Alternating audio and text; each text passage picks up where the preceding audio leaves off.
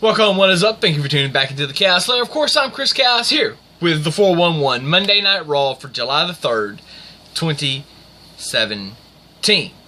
Now, the greatest thing about Raw, to me, is that I didn't watch it live. So I didn't sit through 3 hours of it.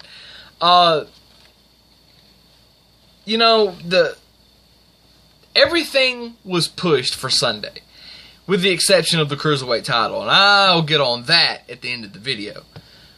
Enzo Amore, just fantastic with his promo. Not necessarily the actual promo, it was just how it was delivered. I thoroughly expect to have a SummerSlam match, like some kind of big stipulation. Well, maybe not big stipulation, but like some kind of stipulation match. I, by the way, would love to see these guys in a strap match. WWE, think about that. And it doesn't have to be a touch all 4 corners deal. It can be a falls match, or a pinfall match. No disqualification. 1 fall to a finish. A pinfall, and that's it. It's the only way you win. Or you can touch the corners if you want to. For SummerSlam, I think WWE needs to think about that. Go ahead and bill me, Vince. That's my 2 cents on it. Cass promo backstage was very truthful for a heel. Which, by the way, for those that still don't keep track, that's how a heel really gets over.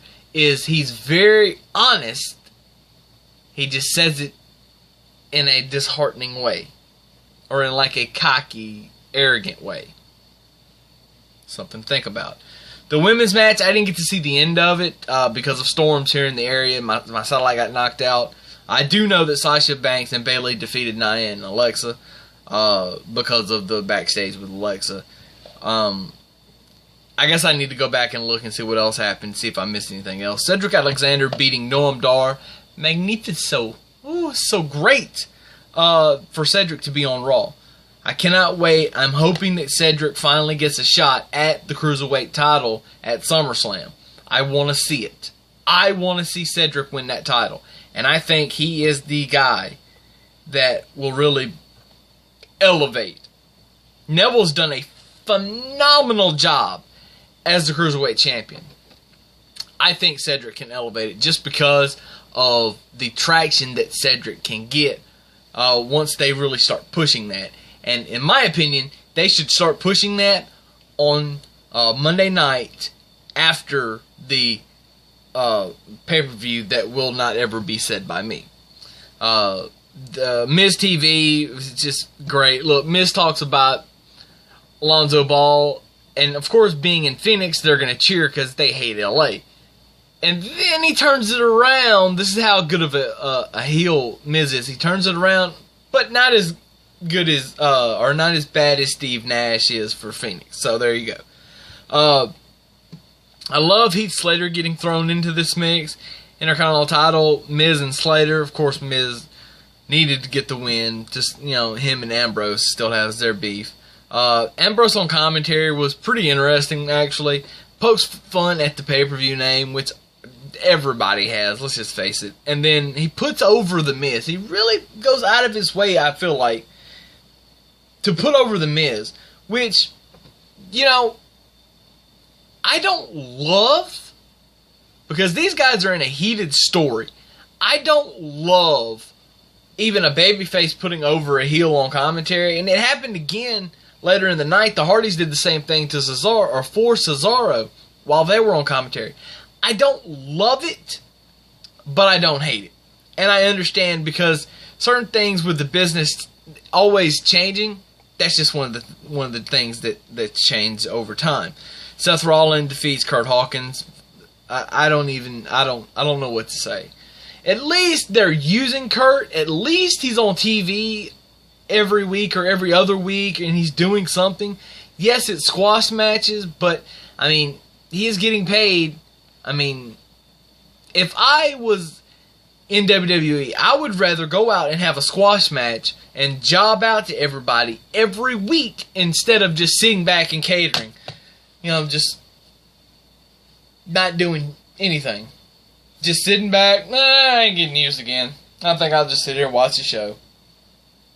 Because then, they're just, they're paying you to do nothing. And at least now, with Kurt, he's on TV, so they're paying him to do something. And they're paying him, like tonight, as in last week as well, they're paying him to put over Seth Rollins really good. And he's doing his job really good. Samoa Joe and Lesnar, the sit-down interview, what really made me mad was that Joe is supposed to be the heel. And he went after the babyface. And the heel was being held back by security to not be able to get to the babyface. Now, I get that this is the challenger trying to go for the champion. But it's just weird that the heel goes after... That's not how that story is supposed to work. Brock, even though he's the champion, should still be looking for Joe, especially after last week where Joe almost choked him out on the stage in front of God and everybody. I mean, who writes this shit? The WWE has 30 fucking writers.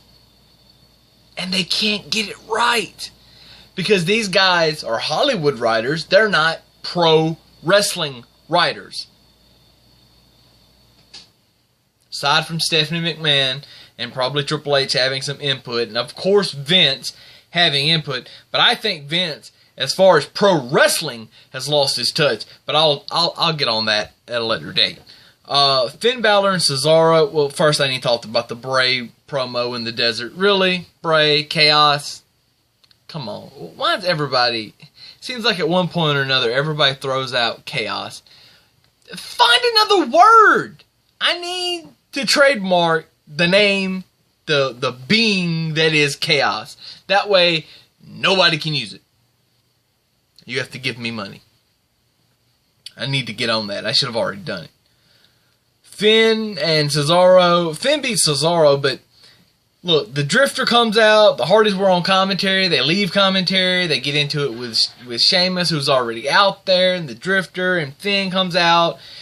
And Cesaro nearly dives because nobody catches him when he gets thrown out, and Finn does a dive, and it's just a train wreck. But again, it was entertaining.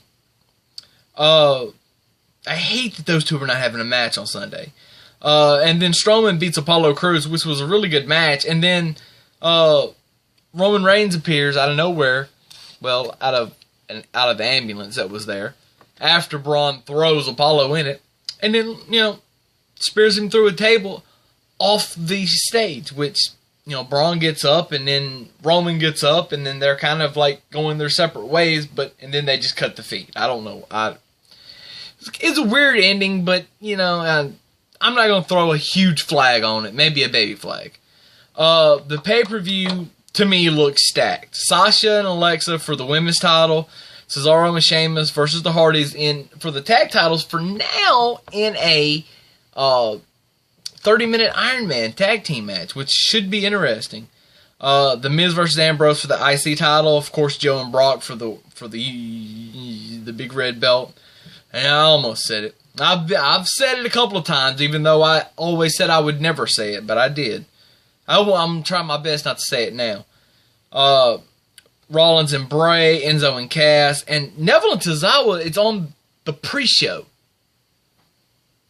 You're putting a title match on the pre-show.